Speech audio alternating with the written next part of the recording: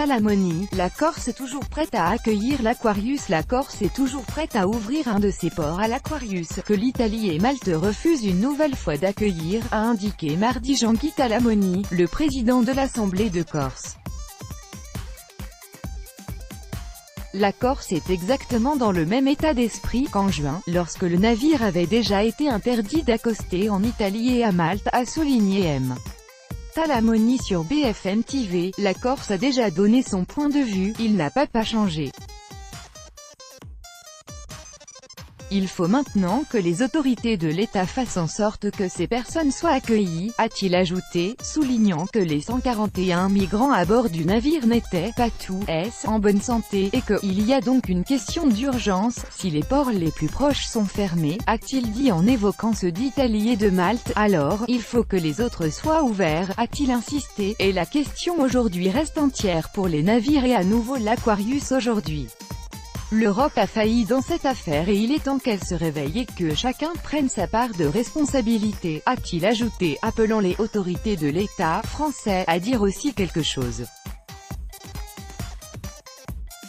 Le navire humanitaire Aquarius le 1er août 2018 à Marseille. Copyright AFP, Boris Horvat. On a laissé pendant des années l'Italie se débrouiller avec ce problème comme si c'était son problème, alors que c'était le problème de toute l'Europe. Maintenant on ne va pas considérer que c'est le problème de l'Espagne parce que l'Espagne a une attitude plus ouverte, a ajouté M.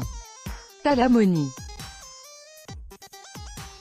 Au-delà d'un accueil d'urgence, il a plaidé pour un accueil pérenne, avec une répartition harmonieuse en fonction des capacités de chaque État européen, y compris de l'Est qui sont réticents. L'Élysée a indiqué lundi à l'AFP que la France discutait actuellement avec les autres pays méditerranéens de l'UE pour trouver, rapidement, un port d'accueil à l'Aquarius et ses 141 migrants.